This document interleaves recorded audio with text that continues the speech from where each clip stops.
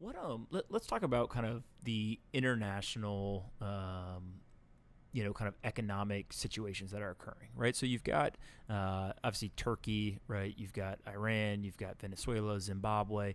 A number of these countries are either close to or are experiencing hyperinflation, et cetera. Yeah.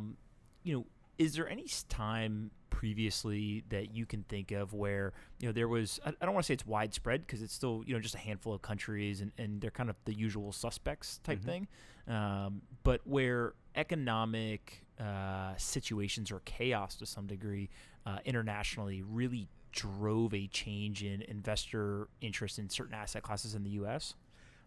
Not so much in the U.S., but the best example of hyperinflation ruining a country was the Weimar Republic in Germany, which extended to kind of vassal states, Austria. For a brief time, people were literally going to the zoo and killing the animals to eat them. Wow. So things have gotten a lot worse. But generally speaking, when you have several things in place, your risk of that kind of nightmare economic apocalypse is reduced rather dramatically. The first things is a relatively free market.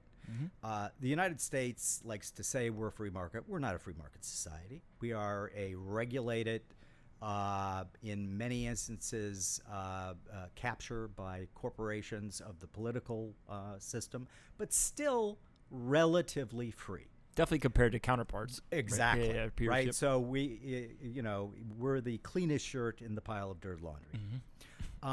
The other thing that's really, really important is the rule of law. I think actually the rule of law is the most important.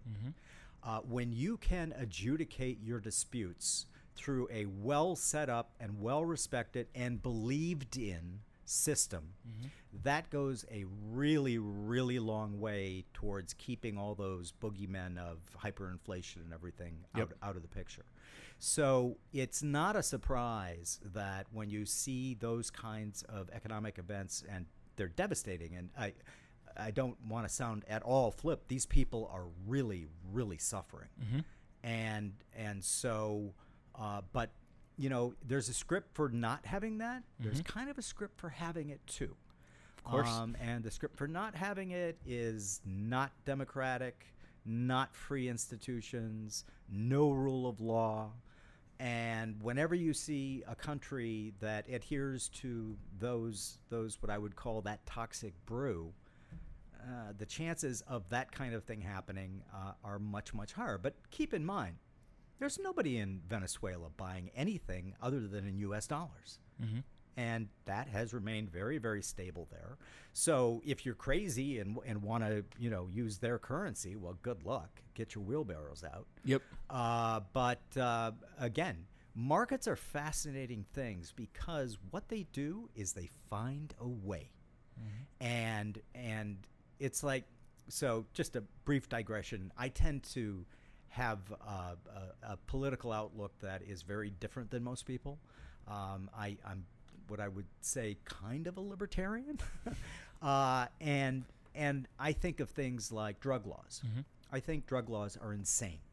We have all of the history that shows that they're insane. We have all of the history that shows they created a much larger mafia. And we have all of the history of showing, even in a great free democracy country like our own, a corruption at the upper levels of government, which is very troubling. Look at what they've done in Portugal. They made drugs, they decriminalized drugs 15 years ago. Guess what's happened? Drug use has plunged. All of the good things and all the kind of, things that you could, if you were able to really think about it, happen. Now, does that mean that I personally take drugs? No, I don't. I really don't. I remember once at a party, coming home and looking at my wife and saying, "You have no idea what a Boy Scout you're married to."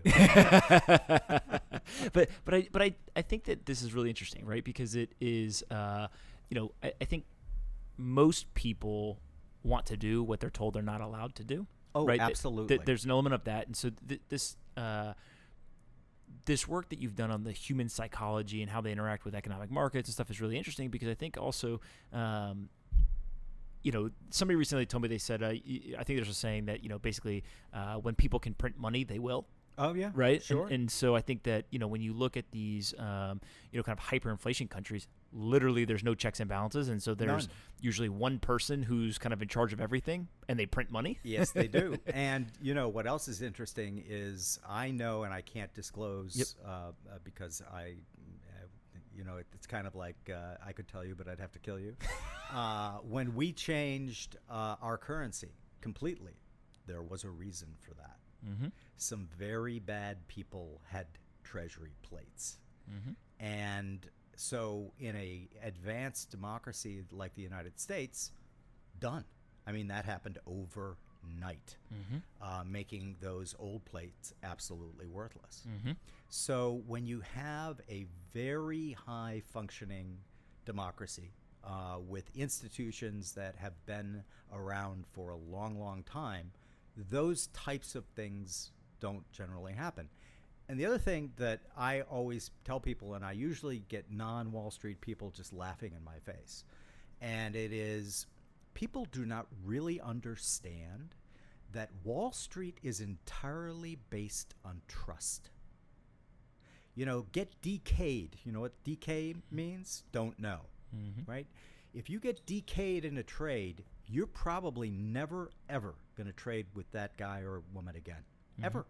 And they are effectively boxed out, because everything that we do is done on our word. When you get on the phone, you say whatever, like the guy buying the crypto earlier.